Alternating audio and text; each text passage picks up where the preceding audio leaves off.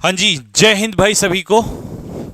Good evening, कैसे हैं आप सभी लोग? एक बार जल्दी से फटाफट कमेंट बॉक्स में लिख के बताइए, क्या मेरी आवाज़ सभी को आ रही है? अगर आवाज़ मेरी क्लियर आ रही है और आपको सही अच्छे से सब कुछ दिखाई दे रहा है तो मुझे कमेंट बॉक्स में एक बार लिख के बताइए। और फिर करते हैं हम लोग आज की क्लास आपका स्टार्ट, ये सेशन स्टार्ट। बहुत सारी बातें, बहुत सारा डिस्कशन बाद में होगा। कैसे हम लोग एमटीएस को कवर करेंगे, कैसे इसके अलावा जो बाकी एग्जाम्स जैसे सीजीएल वाले बच्चे भी हैं या और, उन सभी पे चर्चा होगी क्लास के बीच में और क्लास के एंड में। लेकिन क्यों ये सेशन इतना इंपॉर्टेंट होने जा रहा है आज से, ये आप सभी को समझ में आ जाएगा। और जैसा कि थंबनेल पे भी लिखा था कि यहां तक कि हिंदी मीडियम के जितने भी स्टूडेंट्स हैं उनको घबराना नहीं है, क्योंकि हो सकता है आपके माइंड में एक डाउट चल रहा हो कि सर क्या बेसिक्स से भी कर पाएंगे, क्योंकि बहुत बच्चा ऐसा होता है हिंदी मीडियम का जिसको सिर्फ क्वेश्चन ही क्वेश्चन पकड़ा दिए जाते हैं और उनकी वजह से वो सिर्फ उन्हें रटता रह जाता है, लेकिन कॉन्सेप्ट उसे नहीं आते हैं। तो ये क्लास क्यों स्पेशल होने वाली है? क्योंकि इस क्लास में कॉन्सेप्ट्स भी होंगे और क्वेश्चंस भी होंगे। और सबसे बड़ी बात, क्यों यही क्लास ऐसी है जिसमें आपको इसके करने के बाद कुछ भी बेसिक, कोई भी पेड बैच, कुछ भी एक्स्ट्रा करने की जरूरत नहीं है और इसी में सब कुछ मिलेगा। उसका रीजन क्या है कि जैसे आज अगर मैं सब्जेक्ट ऑफ एग्रीमेंट का टॉपिक कराने जा रहा हूं आपको पहली क्लास में, तो इसमें आपको कॉन्सेप्ट्स भी मिलेंगे, मेरे द्वारा लिखे गए क्वेश्चंस भी मिलेंगे, प्लस एमटीएस में अगर प्रीवियस ईयर में सब्जेक्ट ऑफ एग्रीमेंट का क्वेश्चन आया तो वो क्वेश्चन उसी डेट का लिखा हुआ बकायदा आपको मिलेगा। तो आपको वो मेहनत नहीं करनी कि मैं कंटेंट कहां से ढूंढ के लाऊं, या कुछ क्वेश्चन मैंने दो दो तीन तीन चार चार सीजीएल के भी डाल दिए हैं ताकि ये भी समझ में आए कि एमटीएस का पेपर अगर मेंस मतलब इंग्लिश पे निर्भर है तो इतना आसान भी नहीं है। बहुत आसान क्वेश्चन मिलेंगे लेकिन कुछ क्वेश्चन बहुत अच्छे भी मिलने वाले हैं। ये सब बातें बाद में करेंगे। स्टार्ट करते हैं बच्चों आज का सेशन। जी हां, पहला टॉपिक हम लोग ग्रामर से स्टार्ट करने जा रहे हैं और चैप्टर हमने लिया क्योंकि चैप्टर वाइज देखिए, अगर हमारे पास 10 से 15-20 दिन होते तो हम मिसलीनियस कर रहे होते। मिसलीनियस के लिए हम वोकैबुलरी और बाकी सारी चीजें करेंगे, लेकिन ग्रामर हम पहले चैप्टर वाइज करेंगे। अगर सभी बच्चे इस चीज को पसंद करते हैं या आपको लगा कि हां सर हम भी यही चाह रहे हैं, तो फटाफट कमेंट बॉक्स में एक बार जल्दी से सभी लोग थम्स अप मारेंगे, जल्दी से एक बार, ताकि मुझे लगे हां जो डिसीजन मैंने लिया है वो सही है। क्योंकि मुझे ऐसा फील हुआ कि यार बहुत सारा बच्चा हमारा हिंदी, और मैं प्रीवियस ईयर क्वेश्चंस पे आऊंगा, लेकिन पहले पहले 20 से 25 मिनट में मैं आपको सारे एक बार कॉन्सेप्ट्स रिवाइज कराना चाहता हूं।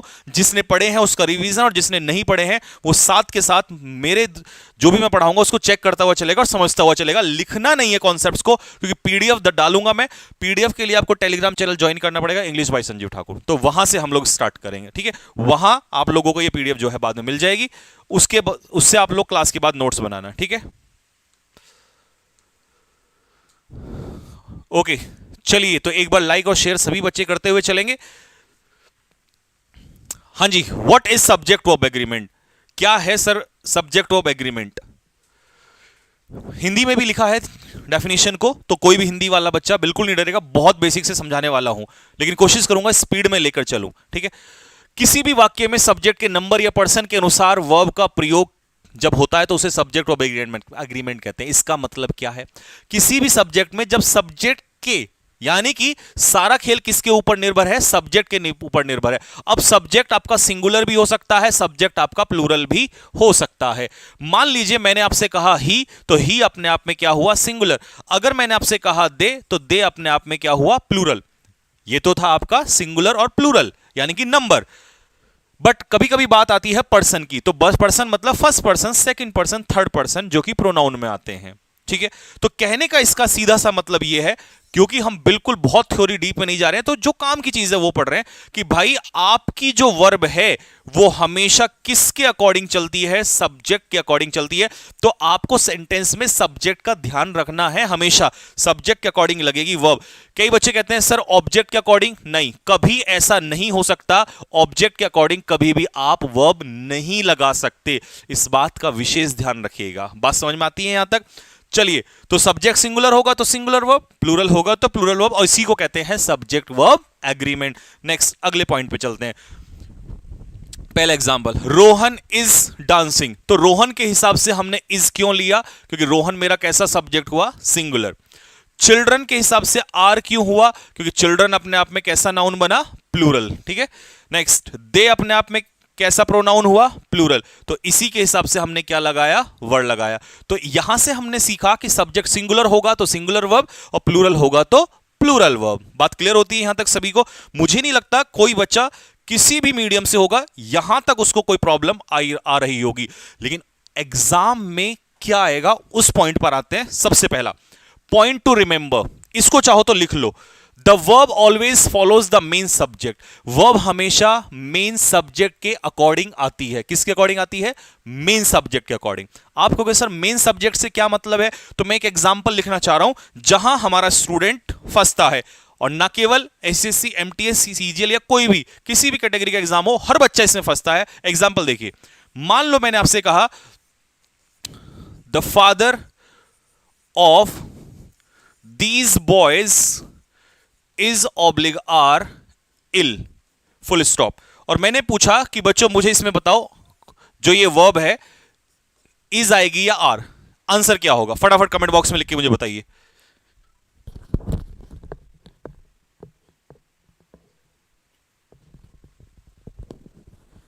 हाँ जी, what should be the answer? CGL के लिए देख सकते हैं आप, पूरी क्लास देखिए, आपको समझ में आ जाएगा कि एमटीएस के बहुत क्वेश्चन ऐसे हैं जो सीजीएल को बीट कर जाते हैं। तो अगर आप एक्चुअल में सीजीएल की तैयारी कर रहे हैं तो आपको एक क्वेश्चन पूछना ही नहीं है।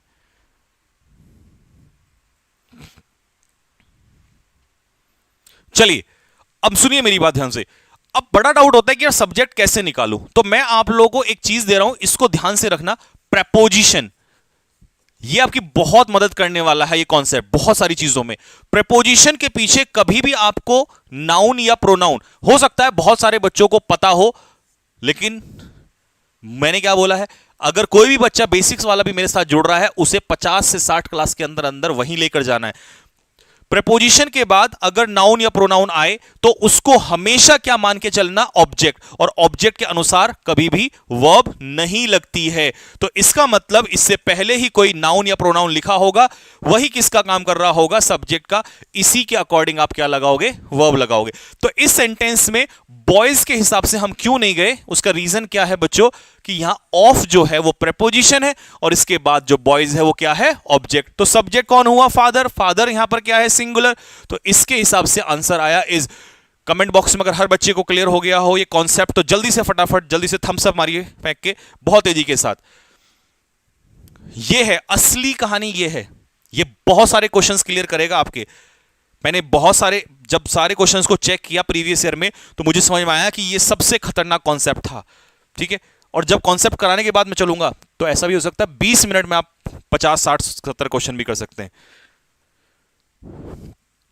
चलिए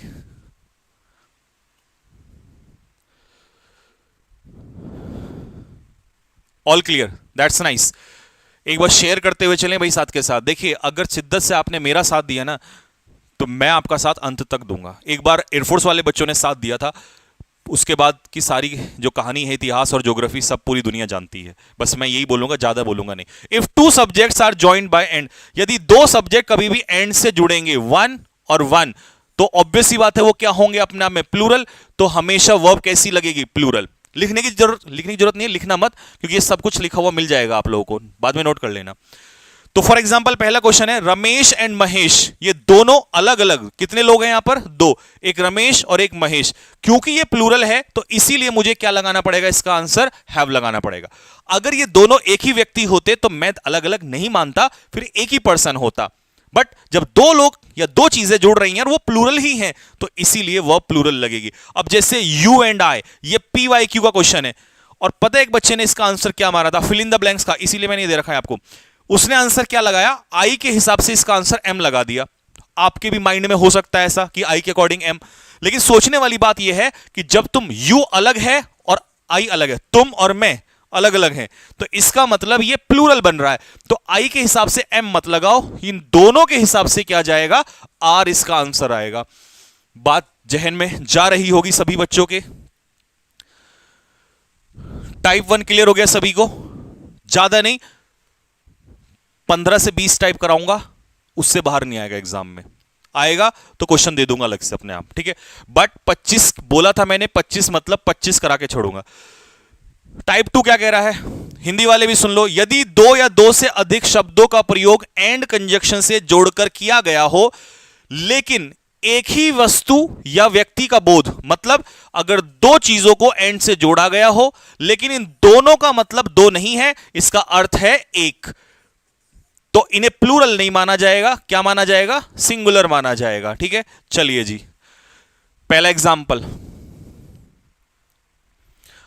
हाँ भाई, अब तो ऐसा कोई बच्चा नहीं है हिंदी माध्यम का जिसको ऐसा लग रहा हो कि यार बहुत टफ हो जाने वाला है।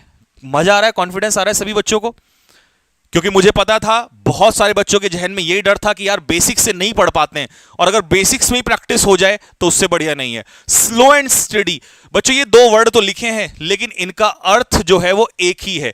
क्या एक मीनिंग है? परसिवरेंस। परसिवरेंस का मतलब होता है निरंतरता, हिंदी में चाहो तो लिख सकते हो निरंतरता, लगातार।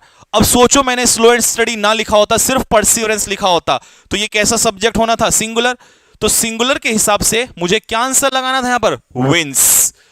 तो उसने मुझे एक तरीके से इल्यूजन पैदा कर दिया, भ्रम पैदा कर दिया। दो वर्ड दिखा के कह रहा है कि भैया ऐसा मान लो प्लूरल, लेकिन मैं क्यों मान लूं? क्योंकि मैं जानता हूं, I am not an S, मैं कोई गधा नहीं हूं, तो मुझे पता है इसका मीनिंग क्या है। तो आंसर इसका हो जाएगा विंस। ब्रेड एंड बटर, यहां ब्रेड एंड बटर का जब मीनिंग निकल कर आ रहा है तो उसने कहा अपहिल टास्क, आज की इस रेट रेस में कमाना कठिन कार्य है। मतलब यहां ब्रेड खाने वाला ब्रेड की बात नहीं हो रही है, यहां बात हो रही है रोजी रोटी, पैसा। आज के टाइम पे पैसा कमाना बहुत टफ हो गया है, इसका मतलब है ये सिंगल। इसका मीनिंग अगर जैसे परसिवरेंस है ना, इसका मतलब है लाइवलीहुड, रोजी रोटी, यानी कि पैसा कमाना बहुत टफ हो गया, तो ये सिंगुलर ही तो है, इसका मतलब इसका आंसर भी इज हो जाएगा। ठीक है, लॉ एंड ऑर्डर, इन दोनों का वर्ड दो है, मीनिंग एक ही है। यूपी में लॉ एंड ऑर्डर मतलब कानून, तो एक ही तो मीनिंग हुआ, तो इसका आंसर भी क्या हो जाएगा? इज। ऐसे ही पेयर दे देगा, लेकिन मैंने उन पेयर का इंतजाम भी तुम्हारे लिए किया हुआ है। ये रे, बैग एंड बैगेज मतलब बोरिया बिस्तर, तो ये पेयर आप लॉन्ग एंड शॉर्ट मतलब सारांश, सारांश यानी कि समरी, तो ये आपको लिखे मिल जाएंगे। एक बार रिपीट कर लेना, इन्हीं में से आ जाएगा, बाहर नहीं आएगा। ठीक है, चलिए जी, टाइप 2 हो गया, टाइप 3 जल्दी बताइए, सही चल रहे हैं हम? क्या हम बिल्कुल सही जा रहे हैं? क्या इसी तरीके से पूरा कॉन्सेप्ट एक बार फटाफट कर लें, चाहे 20 मिनट लगे या 30 मिनट लगे, फिर उसके बाद आए प्रीवियस ईयर क्वेश्चंस पे, या सीधा क्वेश्चन पे जाना चाहोगे? सीधा क्वेश्चन पे जाओगे तो 50% स्टूडेंट को फायदा मिलेगा। चलिए, तीसरा कॉन्सेप्ट क्या कह रहा है? मोर देन वन। जब भी आप मोर देन वन का कॉन्सेप्ट लगाते हो तो याद रखना, आपको फंसा देगा पेपर में। आपको लगेगा एक से ज्यादा प्लूरल, लेकिन वन के अकॉर्डिंग आपको नाउन लगाना है सिंगुलर। मोर देन वन तो वन के अकॉर्डिंग नाउन सिंगुलर, जब नाउन सिंगुलर तो वर्ब भी कैसी? सिंगुलर। ठीक है, तो जब क्या क्या बोला उसने? मोर देन वन के अकॉर्डिंग नाउन सिंगुलर तो वर्ब भी कैसी? सिंगुलर। मोर देन 2 3 4 5, अगर वन को छोड़कर यहां पर 2 3 4 डिटर्मिनर कुछ भी आ जाए, 2 3 4 5, तो ऑब्वियस सी बात है ये प्लूरल, तो ये भी प्लूरल, और नाउन प्लूरल तो वर्ब भी कैसी होगी? प्लूरल हो जाएगी। बात क्लियर हो गया सभी को? ठीक है, चलिए आंसर बताइए फटाफट, पहले दूसरे का आंसर, फर्स्ट एंड सेकंड।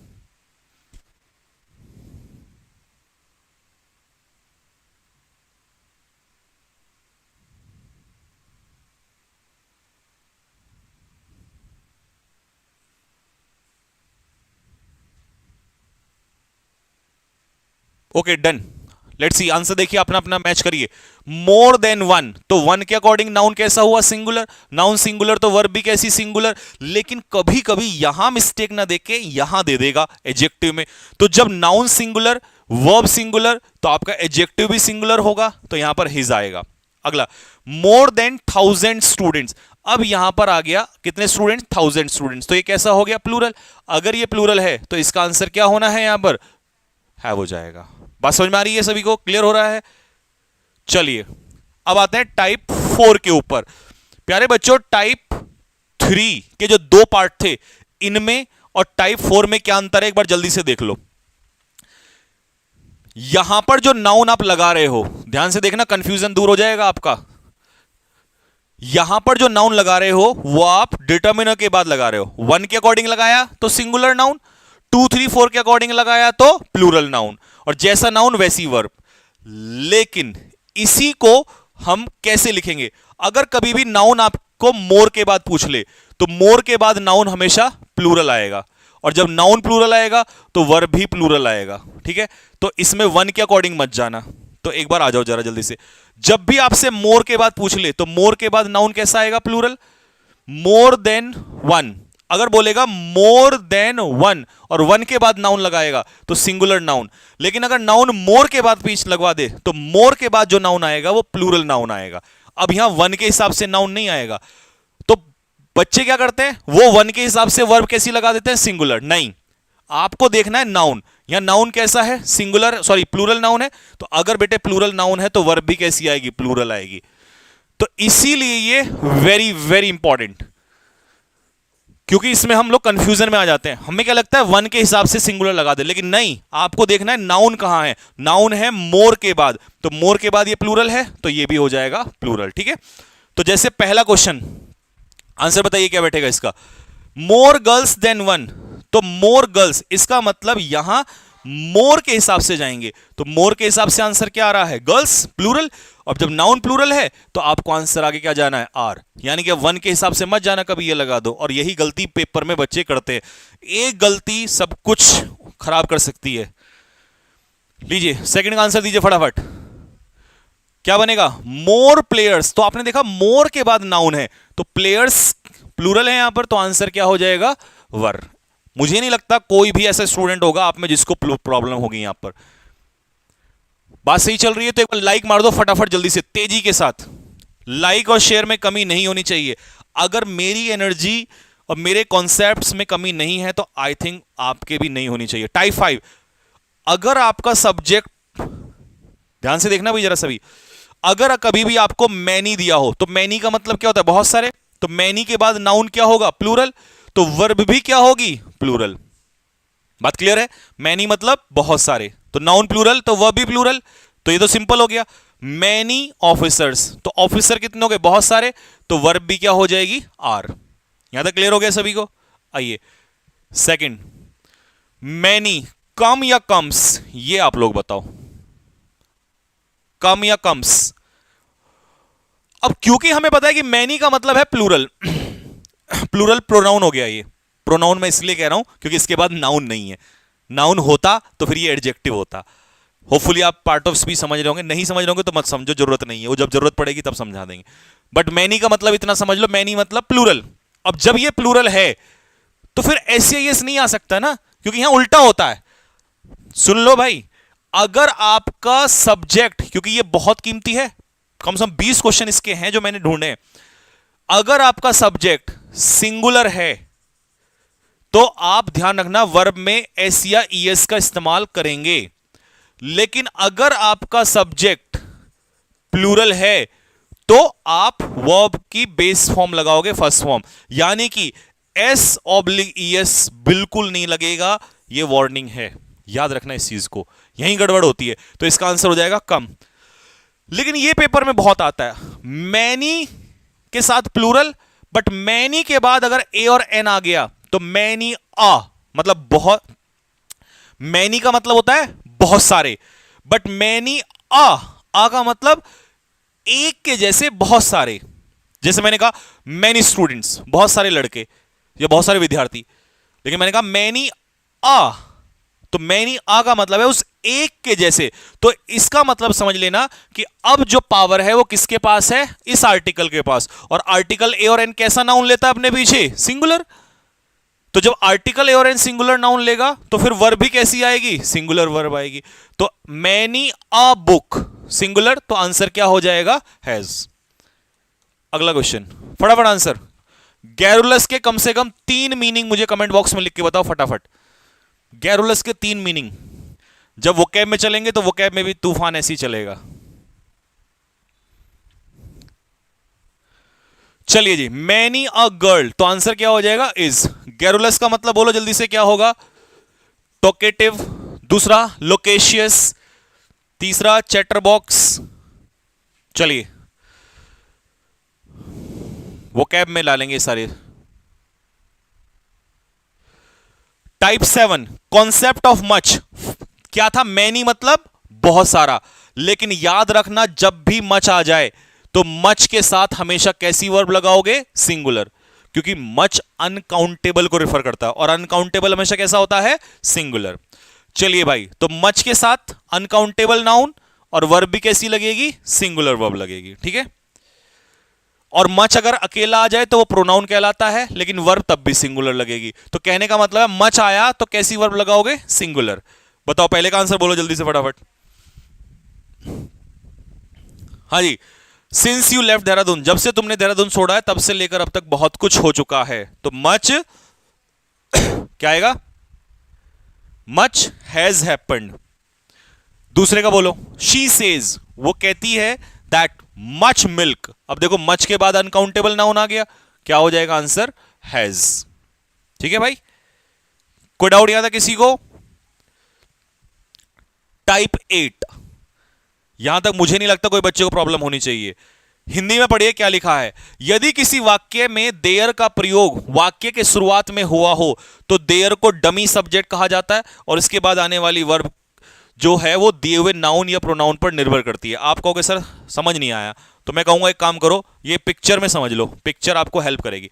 कहने का मतलब ये है कि अगर सेंटेंस कभी भी देयर से शुरू हुआ तो जो ये वर्ब देयर के बाद आती है ना, ये देयर के अकॉर्डिंग नहीं आएगी। क्योंकि तुम लोग पता है क्या सोचते हो कि सब्जेक्ट पहले ही रखा होगा, इसमें ऐसा नहीं होता, यहां इन्वर्जन होता है। इसमें जब भी देयर से सेंटेंस शुरू होगा तो जो वर्ब है ये आगे दिए हुए नाउन या प्रोनाउन इसके अकॉर्डिंग आएगी, ये सब्जेक्ट बनेगा इसका। तो यहां उल्टा है, इसको ध्यान रखना। इसीलिए देयर वाले में कई बार बहुत बच्चे गड़बड़ करते हैं। ठीक है, लो पहले का आंसर दो और दूसरे का आंसर दो।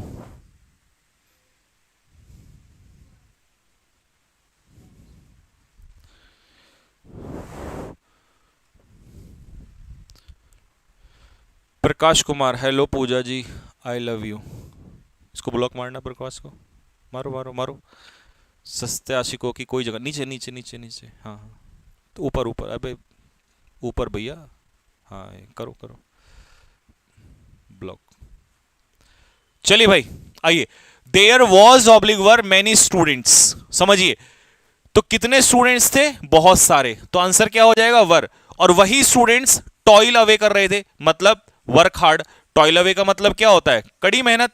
तो इसका मतलब उन्हीं का जिक्र हो रहा है। रिलेटिव प्रोनाउन से पहले अगर ये प्लूरल है तो आगे भी कैसी वर्ब आएगी? प्लूरल। तो आंसर इसका हो जाएगा वर।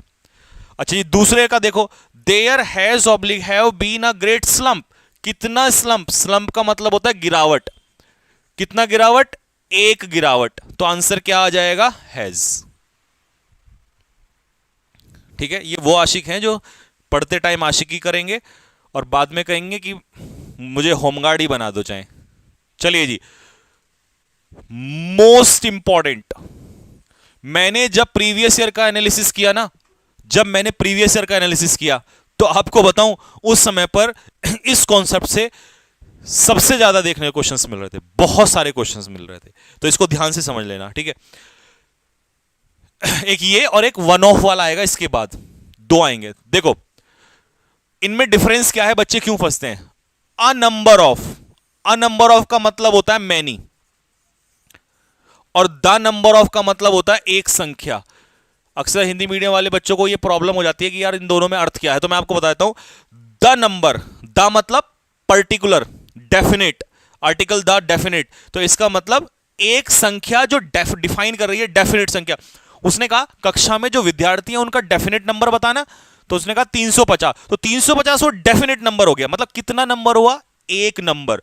तो जब भी द नंबर कहेगा तो एक संख्या, एक संख्या का मतलब है कैसी वर्ब लगाओगे? सिंगुलर। लेकिन जब भी अ नंबर ऑफ, किसी ने कहा कितने स्टूडेंट है? Sir a number of. शादी में कितने रिश्तेदार बुलाओगे? अ नंबर ऑफ। ठीक है, पड़ोसियों के घर जाके कितने पटाखे छोड़ाओगे? अ नंबर ऑफ, नौकरी लगने के बाद। तो जब भी अ नंबर ऑफ आए तो इसका मतलब मैनी, और मैनी का तो आपको पता ही है प्लूरल। तो वर्ब कैसी आएगी? प्लूरल। तो दोनों समझ में आ गया। तो इसको ऐसे याद कर लेना कि भैया पड़ोसियों के घर पटाखे छुड़ाएंगे कितने, अ नंबर ऑफ, ठीक है, ये वाला। और द नंबर मतलब डेफिनेट नंबर, सिंगुलर। आ जाओ जी फटाफट, तीनों के आंसर मुझे स्पीड में दो जल्दी से। अगर अभी तक तुम्हें सब कुछ अच्छे से समझ में आ रहा हो और सब कुछ क्लियर चल रहा हो तो फिर हम सही जा रहे हैं। फिर तो तुम इसका मतलब बहुत सारा कंटेंट, फिर तुम्हें एक्स्ट्रा कुछ कहीं से कुछ पढ़ने की जरूरत नहीं है, कोई इधर उधर पैसा वेस्ट करने की जरूरत नहीं है। बस तुम अगले 60 दिन मुझे दे दो, 25/20 की मेरी गारंटी है। क्योंकि इतना तेजी से अगर मैं कॉन्सेप्ट पढ़ा रहा हूं और तुम्हें समझा पा रहा हूं और तुम समझ पा रहे हो तो तुम बहुतों से आगे। और सुनो, चैलेंज दे रहा हूं, अगर इस क्लास को किया तो एमटीएस का नाम लिखा है, लेकिन सीजीएल प्री में हमारे बच्चे झंडा गाड़ेंगे, क्योंकि प्री की बात कर रहा हूं अभी मैं। एटलीस्ट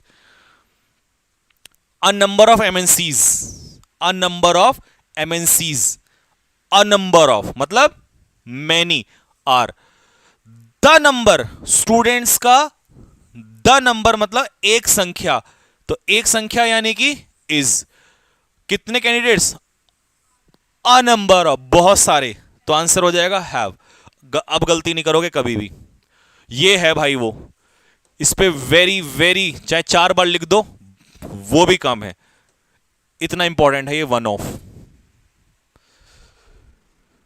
चलिए, वन ऑफ हमेशा याद रखना। इधर देखो जल्दी से, मुझे ना पिक्चर से ज्यादा मजा आता है। मान लो यहां पर बहुत सारी कन्याएं हैं, ठीक है भाई, और इन सब की नौकरी लगी है और इनमें से सबको शादी करनी है, ठीक है। तो इनमें से एक ने कहा, आपका नाम ले लेता हूं किसी का, अभिनव मिश्रा, ठीक है। तो इन लड़कियों में से एक लड़की की शादी हमने अभिनव मिश्रा से करा दी। अब बच्चे पता कहां इसमें फंसते हैं, वो कहते हैं सर लड़कियां तो बहुत सारी हैं, लेकिन शादी सभी ने नहीं करनी ना, सभी की थोड़ी करनी है, इस एक से कितनी करनी है, एक की। तो वन ऑफ, तो यहां पर बहुत सारी तो हैं, लेकिन उनमें से कितनी की कराई, एक की शादी कराई। आगे समझ में? तो ये खेल क्या है कि ज्यादा में से एक, one of them, one of us, one of you, one of the girls, one of the boys. आगे बात समझ में? चलो जी, तो इसीलिए ज्यादा में से एक। तो अभी मैं बता रहा हूं और जब क्वेश्चन आएगा मैं वही बात पूछूंगा। याद रखना, पेपर में सिर्फ यही गलती नहीं देता कि इसके हिसाब से वर्ब सिंगुलर आएगी, यहां भी दे देता है वन ऑफ के बाद नाउन सिंगुलर दे देगा। सोचो दिमाग से, वन ऑफ के बाद कभी नाउन सिंगुलर हो सकता है? कभी नहीं हो सकता, क्योंकि हम एक में से एक थोड़ी निकालेंगे, एक से ज्यादा में से एक निकालेंगे। तो इसीलिए वन ऑफ के बाद हमेशा नाउन प्लूरल ही होगा। तो आ जाओ, one of my bad habits, तो कितनी बुरी आदतें हैं उसकी, बहुत सारी, लेकिन उनमें से एक, और उस एक का नाम क्या है, टोबैको इज।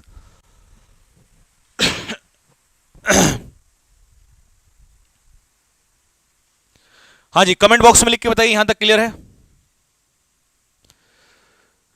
जीएस के लिए क्या करें बेटा, जीएस के लिए भी हम सजेस्ट करेंगे, डोंट वरी। अगर हमने इंग्लिश की गारंटी ली है तो उसके लिए भी बताएंगे आपको। दूसरे क्वेश्चन का आंसर बताओ जल्दी से, क्या होगा।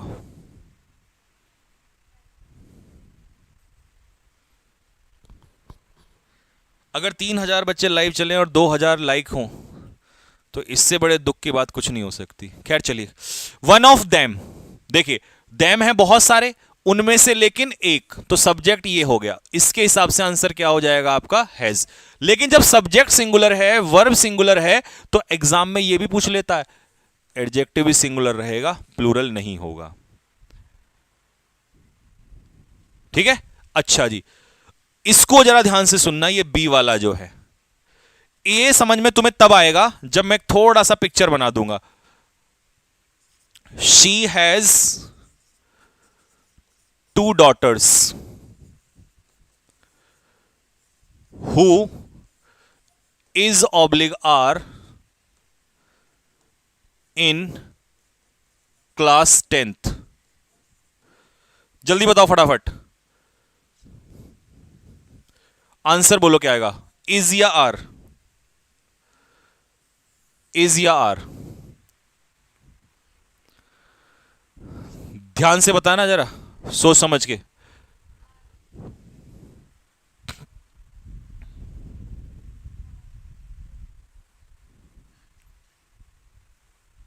एयरफोर्स के लिए भी पढ़ सकते हैं क्या? हाँ बेटा बिल्कुल पढ़ सकते हो, अगर आप एयरफोर्स एक्स वाई के लिए तैयारी कर रहे हो। क्यों?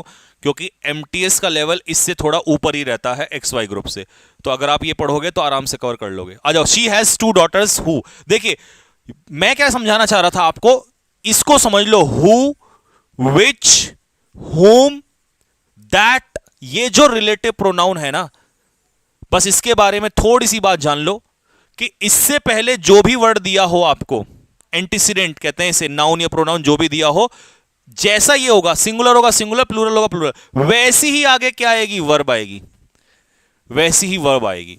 तो यहां पर शी हैज टू डॉटर्स, उसके दो बेटियां हैं जो क्लास 10th में। तो ये हु कौन है? ये डॉटर्स ही तो हैं उसकी, तो इन्हीं का तो जिक्र आगे चल रहा है, तो आंसर क्या हो जाएगा? आर। यही मैं समझाना चाह रहा था। आ जाओ, जब ये वाला टाइप आएगा तो सब्जेक्ट के हिसाब से ये वर्ब कभी इसमें एरर नहीं देगा। फिर आगे चलेगा वन ऑफ, फिर वन ऑफ के बाद प्लूरल नाउन और प्रोनाउन दोनों प्लूरल रहेंगे, लेकिन बीच में आएगा रिलेटिव प्रोनाउन। इस रिलेटिव प्रोनाउन से पहले हमेशा, क्योंकि हम वन ऑफ के बाद प्लूरल नाउन प्रोनाउन आएगा। आपको कहे सर ये प्लूरल क्यों होगा? क्योंकि वन ऑफ के बाद नाउन प्रोनाउन प्लूरल होता है। जब ये प्लूरल होगा, यानी कि रिलेटिव प्रोनाउन से पहले एंटीसीडेंट प्लूरल होगा, तो आगे वर्ब हमेशा कैसे आएगी? प्लूरल ही आएगी। तो ये कंफर्म है कि प्लूरल वर्ब आएगी। इस केस में यहां प्लूरल वर्ब लगाना, बच्चे इसमें वन ऑफ के हिसाब से फंस जाते हैं, वन मतलब सिंगुलर, बट ये बीच में कौन बैठ गया? Relative pronoun. तो अगर रिलेटिव प्रोनाउन बीच में आ जाए तो उसके हिसाब से प्लूरल वर्ब लगाना। आपको एक एग्जांपल से समझाऊंगा तो आसानी से आ जाएगा। लो जी, पहला दूसरा क्वेश्चन दोनों एग्जांपल। गीता इज, ये इज किसके हिसाब से आया? गीता के हिसाब से।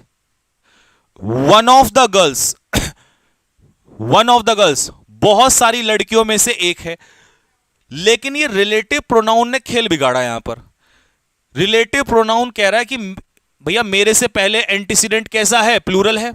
तो जब लड़कियां प्लूरल हैं, रिलेटिव प्रोनाउन से पहले प्लूरल है, तो आगे जो जिक्र होगा वो इन्हीं लड़कियों का होगा, क्योंकि इसी को सब्जेक्ट में कन्वर्ट किया है।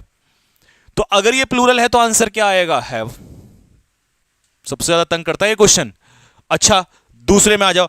शी के हिसाब से इज आ गया, ये तो दिक्कत नहीं है।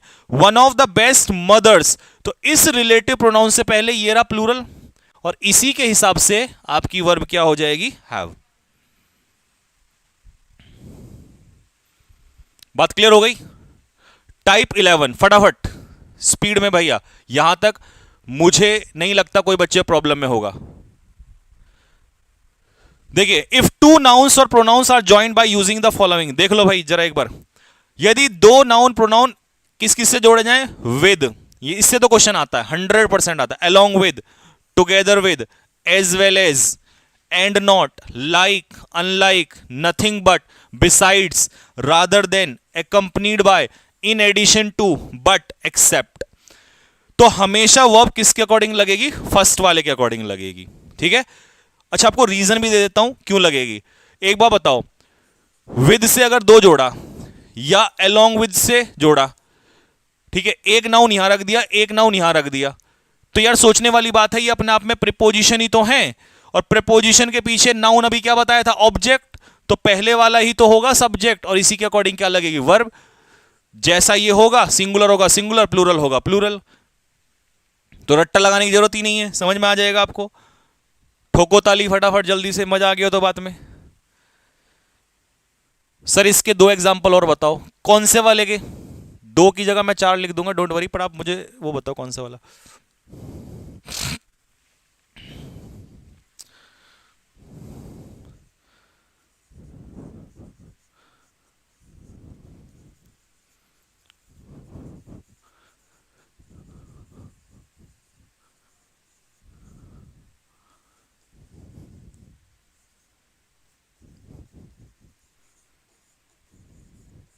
लो जी, इसी को बोल रहे होंगे मेरे हिसाब से, जहां तक मैं समझ पा रहा हूं।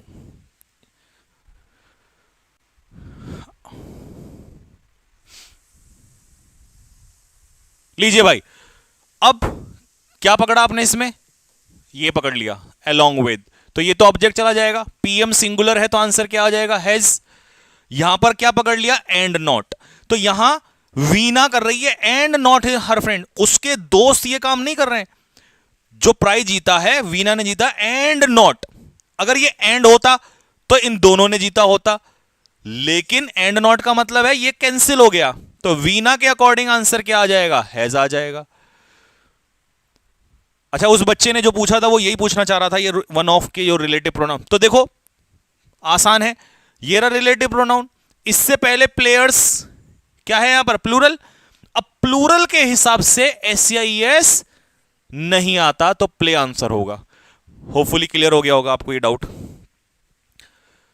थर्ड का आंसर बताओ क्या होगा, you and not she is oblique are accountable for your failure. देखो एंड नॉट, इसका मतलब इसका जिक्र नहीं हो रहा है यू के हिसाब से, और यू के हिसाब से आंसर क्या होगा, आर। टाइप 12, यदि इन दिए हुए कंजक्शन से आपने दो सब्जेक्ट जोड़े S1 और S2, तो हमेशा आपकी जो वर्ब है वो किसके अकॉर्डिंग आएगी, S2। अभी तक हम किसके अकॉर्डिंग लगा रहे थे, S1। अब किसके अकॉर्डिंग जाएंगे, S2। कौन कौन से हैं, not only but also, neither nor, either और, नन बट, या अकेला और या अकेला नॉर। 1 2 3 4 5 6, और सबसे ज्यादा पेपर में जो फंसेंगे वो ये 3 ऊपर वाले, हाईलाइट कर लेना बाद में। सर हु होम का यूज, गर्वित शर्मा, बेटे जिस दिन प्रोनाउन पढ़ाऊंगा उस दिन खत्म कर दूंगा हु होम का यूज। 50 दिन मांगे मैंने आपसे, मैं अपने आप जहां मुझे जो लगेगा वो अपने आप कर लूंगा, तुम बस करते चले जाओ। देखिए जिंदगी में एक सबसे बड़ी चीज कहते हैं विश्वास। अगर ये तोड़ देना इंसान तो फिर वो इंसान नहीं है, फिर वो जानवर, उसमें फर्क नहीं है। ठीक है, तो मैंने एक ही चीज बोली, बस आपको एक ही चीज करना होगा, विश्वास। अगर 50 दिन बोले हैं तो 50 दिन विश्वास कर लो, ठीक है, क्योंकि इतने बड़े मंच पे आके मैं कोई झूठ नहीं बोलने वाला हूं यहां से, ठीक। और 12 साल 13 साल मुझे पढ़ाते हुए हो गए, तो I know how to deal with that, ठीक है। बस आप लोग करते जाओ, नहीं करोगे तो फिर कोई भगवान भी आ जाएगा उतर के, कुछ नहीं हो सकता। देखिए और सबसे पहले और ही आ गया, तो इसका मतलब सेकंड वाले के क्लासमेट्स के अकॉर्डिंग जाना है, तो आंसर क्या होगा, are. Not only the PM but also his ministers, तो बट ऑल्सो यानी कि सेकंड वाले के अकॉर्डिंग, मिनिस्टर्स के हिसाब से क्या हो जाएगा, are. Neither I nor my friends, तो नाइदर नॉर में भी सेकंड के अकॉर्डिंग जाएंगे, तो आंसर क्या हो जाएगा, वर। क्लियर हो गया यहां तक सभी को। चलिए जी, टाइप 13। अब कुछ नाउन ऐसे होते हैं जो देखने में हमें प्लूरल लगते हैं लेकिन एक्चुअल में सिंगुलर होते हैं। जैसे मेरा नाम है मान लो राम, तो सिंगुलर है तो राम इज। बट अगर मैं कोई बड़ा सा नाम रख दूं, राम चिन्ना स्वामी मुत्तु स्वामी, तो आप सोचोगे यार इतना बड़ा नाम तो प्लूरल नहीं। नाम कुछ भी हो, नाम नाम ही होता है, सिंगुलर। तो ऐसे ही कुछ हमें कंफ्यूजन वाले नाम देता है जो कंफ्यूज करते हैं। एंड फर्स्ट ऑफ ऑल इस टाइप के नाम, अरेबियन नाइट्स, हम क्या सोचते हैं, नाइट्स मतलब नाइट का प्लूरल नाइट्स, राते। ये राते नहीं है, ये अरेबियन नाइट्स बुक का नाम है, और नाम कैसा होगा, सिंगुलर, तो आंसर क्या हो जाएगा, इज। ऐसे ही बिलियर्ड में एस लगा है, एस लगते ही हमें लगता है प्लूरल, लेकिन ये नेम है किसका, गेम का नेम है, नेम ऑफ द गेम, तो आंसर क्या हो जाएगा, वॉज। न्यूज कैसा नाउन, सिंगुलर नाउन, तो आंसर ये भी क्या हो जाएगा, वॉज, ठीक है। अच्छा, ब्रॉडकास्ट या ब्रॉडकास्टेड, ये वर्ब चैप्टर चलेगा तो बता देंगे। किसी भी वर्ब के लास्ट में या कभी भी कास्ट भी आए तो ध्यान रखना तीनों फॉर्म सेम होती हैं, कास्ट कास्ट कास्ट, चाहे वो ब्रॉडकास्ट हो चाहे वो फॉरकास्ट हो, इसमें ईडी नहीं लगेगा, ठीक है। 4th एंड 5th भाई, लाइक में और करंट व्यूअर्स में डिफरेंस है, यानी कि कितने का है, 600 का। ओहो। 3 इडियट्स मूवी का नाम है, नोवेल का नाम है is. A tale of 2 cities ये भी नाम है, तो आंसर यहां क्या हो जाएगा, वॉज। क्लियर है सभी को। लीजिए भाई, द यूनाइटेड स्टेट्स ये किसका नाम है, कंट्री का नाम है, तो कंट्री का नाम है तो इसका मतलब सिंगुलर है। यूएसए को ही तो कहते हैं यूनाइटेड स्टेट्स ऑफ अमेरिका, तो आंसर क्या आएगा, डू किसके साथ लगता है, प्लूरल के, तो सिंगुलर है तो क्या आंसर आएगा, डज। लिंग्विस्टिक्स क्या होता है, लिंग्विस्टिक्स बताओ, सब्जेक्ट। भाषा का अध्ययन, तो आंसर क्या हो जाएगा? इज। बात क्लियर है सभी को? गुलिवर्स ट्रेवल्स, ये भी एक किताब का नाम है। पेपर में इन्हीं में से आ जाएगा, अगर देगा आपको तो, बाहर नहीं जाएगा, परेशान बिल्कुल होने की जरूरत नहीं है, ठीक है। चलिए भाई, अब देखिए 43 मिनट्स हो चुके हैं, 15 से 20 मिनट हमारे पास इस क्लास में बचे हुए हैं। तो मैं ये चाहता हूं कि अभी हमारे पास जो कॉन्सेप्ट बचे हैं, आज के 7 कॉन्सेप्ट बचे हैं, इन क्योंकि लंबे खींचेंगे, तो हम इसके 7 कॉन्सेप्ट कल ले लेंगे, कल की क्लास में। एक चैप्टर को 2 दिन दूंगा, 2 दिन में उससे बाहर आ जाए तो मेरा नाम बदल देना तुम। अब जल्दी से 16 मिनट में एमसीक्यू, सॉरी पीवाईक्यूज पे चलते हैं, प्रीवियस ईयर क्वेश्चंस पे, ताकि हमें पता तो चले कि कैसे क्वेश्चंस आते हैं। कमेंट बॉक्स में लिख के बताओ, आर यू रेडी? यस और नो? फास्ट। और इसीलिए मैंने कहा था ये क्लास द बेस्ट, क्योंकि इसी क्लास में बेसिक्स और इसी क्लास में जो मेहनत दिन रात तुम्हें करनी थी वो सारी मैं करके आ चुका हूं। रेडी? तो टारगेट बनाते हैं 15 मिनट में 30 क्वेश्चन का, मिनिमम 30 क्वेश्चंस का। चलिए स्टार्ट। एक क्वेश्चन को 10 सेकंड दूंगा मैं।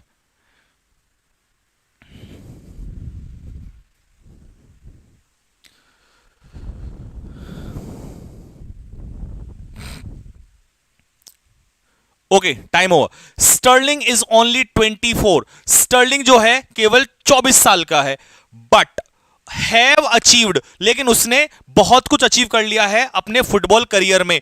अरे भाई, किसने अचीव कर लिया है? स्टर्लिंग ने। इसी के हिसाब से तो इज आया, और इसी ने अचीव किया है, तो हैव की जगह आंसर होगा हैज। बोल शंकर भगवान की जय। अगर इस स्पीड से चलोगे तो तूफान मचाने वाले हो तुम लोग।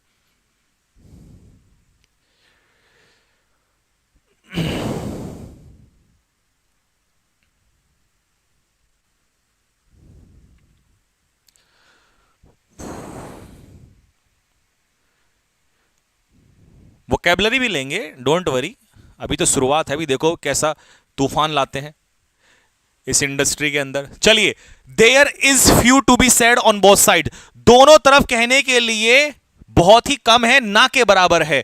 अब तुम में से कुछ बच्चे जो है इसको क्या कर रहे होंगे कि इसका आर कर दो। एक्चुअल में जब हम किसी चीज को कहते हैं समथिंग, तो वो नॉन लिविंग में कन्वर्ट हो जाता है। तो आप इसमें फ्यू के हिसाब से आर ना करके इसके हिसाब से लिटिल करोगे। क्योंकि लिटिल क्यों किया उसका मतलब सुन लो, उसका रीजन क्या है।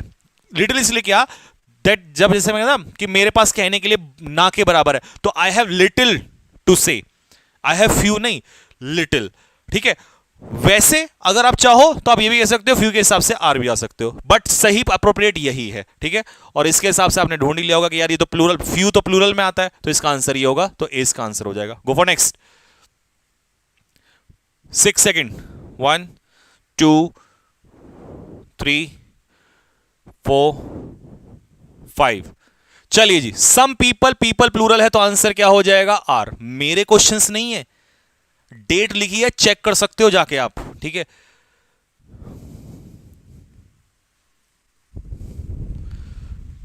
इससे मैं ये सिर्फ बताना चाह रहा हूं कि आप पढ़ते चलो, आपके 25 में से 25 सेट होने वाले हैं। चलिए जी, इट टेक। अरे भैया, इट तो सिंगुलर होता है, इट तो दुनिया दुनिया जानती है इट सिंगुलर है, और सिंगुलर के साथ क्या लगता है, अभी बताया था मैंने, एस या ईएस। तो it takes her a long time to get over her failure in the exam. Exam में फेल होने पर उसको रिकवर करने में, गेट ओवर का मतलब है रिकवर, आपको फ्रेजल वो भी कराऊंगा, रिकवर होने में टाइम लगता है उसको। ठीक है, तो आंसर इसका हो जाएगा ए। नेक्स्ट। मुझे अपना स्कोर बताना बाद में क्या रहेगा।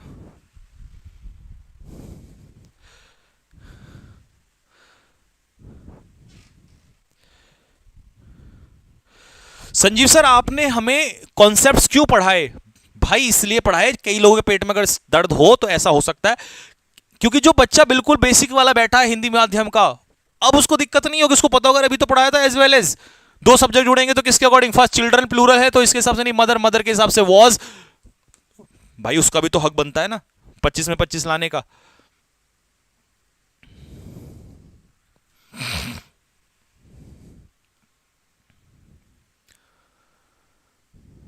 चलिए जी, आंसर आ जाना चाहिए इतनी देर में। देखिए क्यों पढ़ाया कॉन्सेप्ट। प्रेपोजिशन, प्रेपोजिशन के बाद पुलिस, पुलिस कई लोगों को लगता है कि प्लूरल होता है, लेकिन यहां सब्जेक्ट पुलिस नहीं है।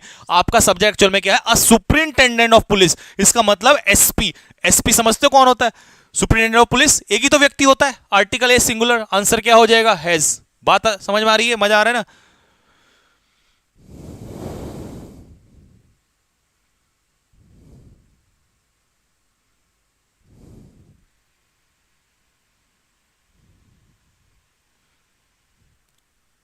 चलिए, पुजारी रिक्वेस्ट, सब्जेक्ट सिंगुलर है भाई, सिंगुलर के साथ तो ये तो हो नहीं सकता।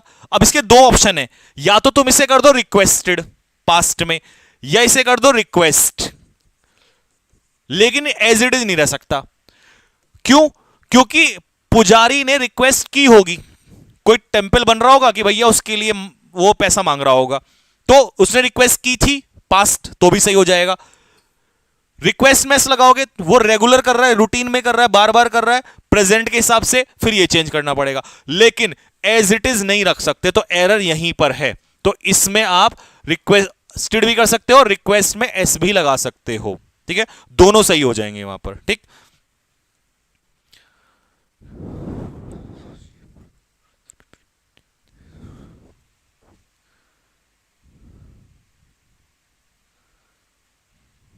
सर पोल दिया करो बेटा, पोल पोल नहीं खेलेंगे, ये पोल पोल में 5-10 क्वेश्चन होते हैं, बकवास ज्यादा होती है। Rita was a model so she would starve her. Rita जो थी वो मॉडल थी, इसीलिए वो अपने आप को स्टाव करती थी, मतलब खाना कम खाती थी, ताकि अपनी बॉडी वेट को मेंटेन कर सके। कौन, रीता। रीता सिंगुलर है, सी सिंगुलर है, तो देयर की जगह क्या आएगा, हर। उसे ही तो अपना बॉडी वेट करना है। तो मैंने एक बात सिखाई थी कि बेटा सब्जेक्ट के हिसाब से वर्ब न देके कभी कभी सब्जेक्ट के हिसाब से एडजेक्टिव पूछ लेगा। बोल के चला था, मैंने कहा था रिसर्च करके आया हूं मैं पूरी, कहां से क्या चल रहा है, पेपर में क्या आ रहा है, उससे पढ़ लो, एज इट इज चीजें बनेंगी एग्जाम में, ठीक है। तो ये आ जाएगा। Next,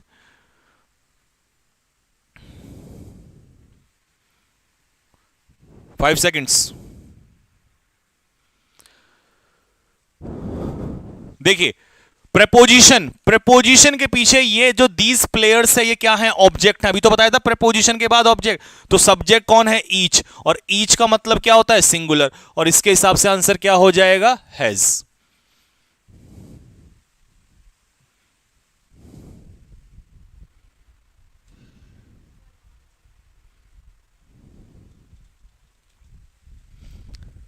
one of the friends आ गया ना भाई, बहुत सारे फ्रेंड्स में से एक, वही कॉन्सेप्ट आ रहा है सीधा सीधा, वॉज।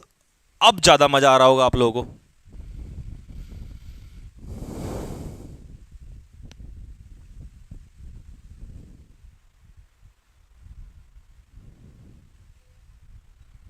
ओके, टाइम ओवर, इतना ही टाइम मिलेगा भाई। आफ्टर द मैच, मैच के बाद, एवरी प्लेयर मतलब सिंगुलर, और प्लेयर कौन है, पर्सन है, ऑफ द टीम, टीम का हर खिलाड़ी, वेंट बैक वापस चला गया, टू इट्स हाउस। यार इट्स जो है ना, ये नॉन लिविंग के लिए आता है या किसी एनिमल के लिए आता है, और प्लेयर जो है वो कौन है, पर्सन, और पर्सन के लिए इट्स की जगह क्या हो जाएगा, हिज, अपने घर चला गया, ठीक है भाई।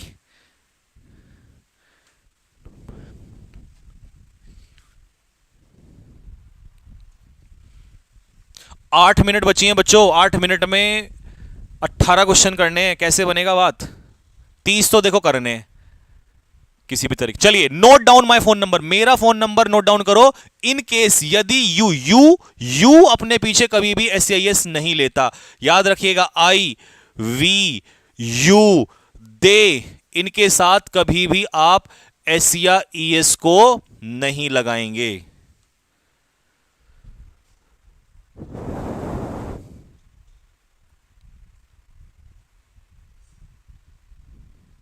Next question, all the students मतलब कितने हैं, प्लूरल, और प्लूरल के हिसाब से इज नहीं होगा, आर। अच्छा आर भी ना लगा के, क्योंकि इस साल उन्होंने बेहतर किया है, तो हैव डन। क्यों लगाया, क्योंकि ये प्रेजेंट परफेक्ट बनेगा एक्टिव वॉइस में। जैसे आई हैव डन, मैंने किया है, तो ऑल हैव डन, उन सभी ने किया है, तो इसीलिए प्लूरल, एरर यही बनेगा सीधा, ठीक है।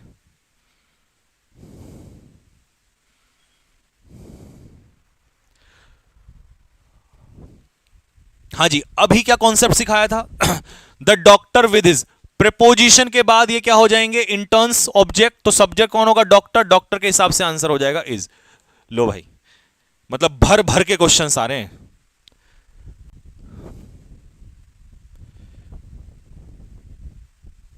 अच्छा, ये तो हो गया था ना अभी, ये भी हो गया था।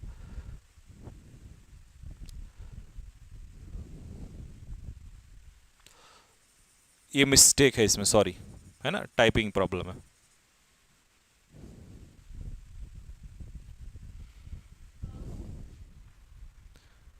हाँ जी, पीपल, पीपल यहां पर अपने आप में क्या है? प्लूरल। अगर पीपल प्लूरल है तो प्लूरल के हिसाब से आस्क में से एस या ई एस हट जाएगा। पीपल समटाइम आस्क्स नहीं, आस्क। और जो ये इज का आर कर रहे हो, सुधर जाओ तुम लोग। कार्बन डाइऑक्साइड जो है वो सिंगुलर नहीं है गैस का नाम, तो इसके हिसाब से इज नहीं आएगा। तुम्हें क्या लग रहा है मैं इधर देख रहा हूं, मैं तुम्हें नहीं ध्यान दे रहा? तुम्हारी हरकतों का नहीं पता मुझे।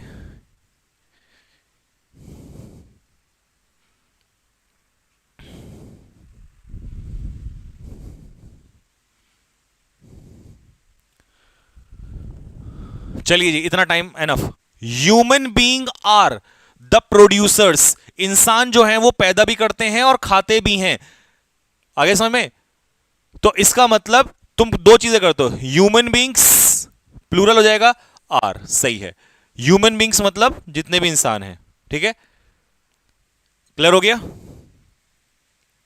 अगर कभी आपको मैन दे देता तो मैन सिंगुलर होके पूरी मानव जाति को रिप्रेजेंट कर देता है, तो वहां मैन इज भी कह सकते हो आप, ठीक है। मैन प्लूरल नाउन का भी कंसेप्ट, मतलब सॉरी, मैन पूरी ह्यूमैनिटी को भी इंडिकेट करता है, पूरी मानव जाति को भी, ठीक है।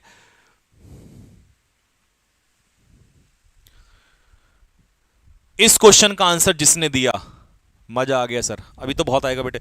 जिसने भी इसका आंसर दिया, एक बार हम देखते हैं जरा कौन इसका आंसर देगा, क्योंकि ये बेहतरीन क्वेश्चन है।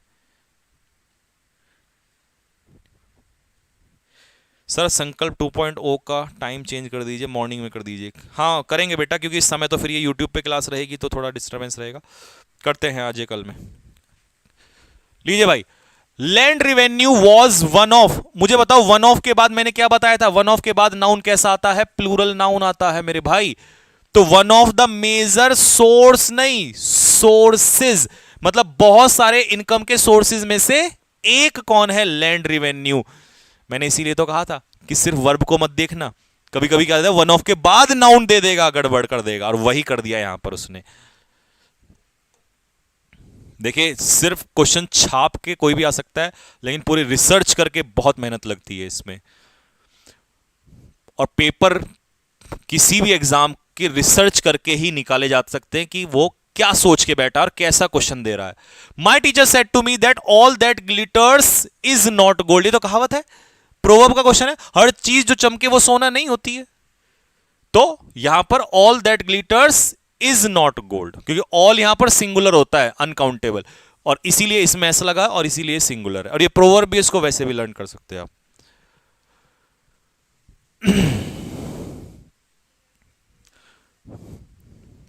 ये सीधा वर्ब का क्वेश्चन दे दिया उसने, एरर दे दिया।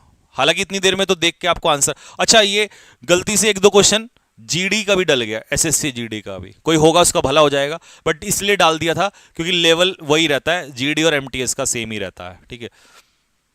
क्या था इसमें? हैड अगर हेल्पिंग वर्ब का काम कर रहा है, या हैज या हैव अगर हेल्पिंग वर्ब का काम कर रहा है, तो मेन वर्ब की कौन सी फॉर्म लेते हैं? Third form. तो प्रिपेयर्ड होगा ना, ए इसका आंसर हो जाएगा, ठीक है। वैसे मैंने जानबूझ के नहीं डाला, बट बाय मिस्टेक एक दो क्वेश्चन डल गए उसमें, बट डल गए तो अच्छी चीज है।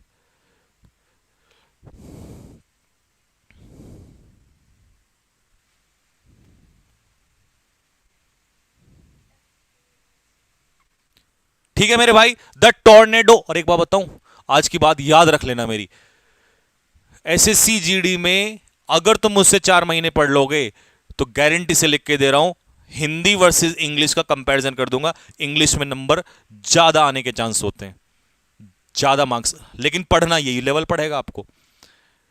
द टॉर्नेडोज ऑन, अब टॉर्नेडोज जो है वो प्लूरल नाउन है, प्लूरल के साथ एस एस नहीं आता, तो आंसर इसका हो जाएगा सी।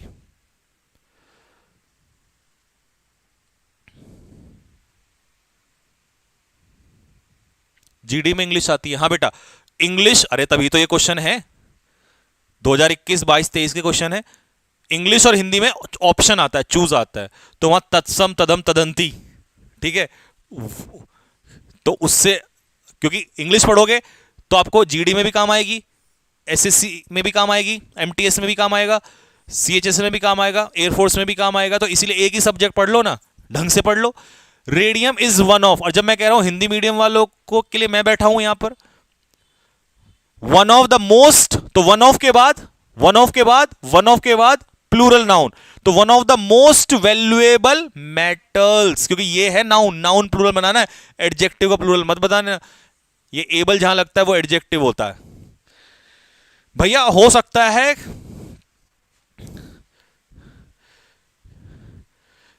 कि बहुत इंटेलिजेंट बच्चों को बहुत टीचर पढ़ा दे, लेकिन तुम्हारे लिए मैं बैठा हूं, तुम्हें टेंशन मत लो, तुम चाहे कितने भी लेवल पे क्यों ना हो, मैं तुम्हारे साथ खड़ा हूं, तुम्हें वहीं ले जाके छोड़ूंगा। और तुमसे अगर ईंट से ईंट ना बजवा दी भाई साहब, तो नाम बदल देना मेरा। सेल्डम, सेल्डम का मतलब होता है कभी कभार, तो जब भी sentence rarely, seldom, no sooner से स्टार्ट होगा या हार्डली से स्टार्ट होगा, तो उसके बाद हेल्पिंग वर्ब आती है और फिर आता है सब्जेक्ट, तो ये सब्जेक्ट आगे दिया होता है। तो यहां डिस्कवरीज कितनी है, बहुत सारी प्लूरल, इसके हिसाब से आंसर क्या हो जाएगा, हैव। भाई टाइम हो गया खत्म, लास्ट क्वेश्चन है, 5 क्वेश्चन शॉर्ट रह गए।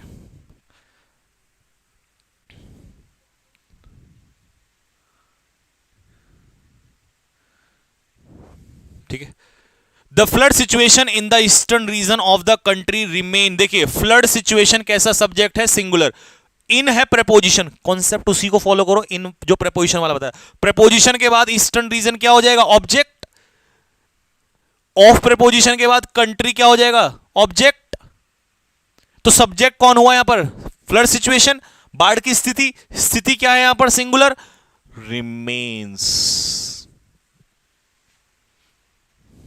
ठीक है भाई, तो प्यारे बच्चों समय इजाजत नहीं दे रहा है, उसका कारण है कि 9 बजे सही मेरा संकल्प बैच चलता है, जो बेसिक टू एडवांस, जिसमें क्या कहते हैं आपकी, एक सेकंड बेटा, एक सेकंड,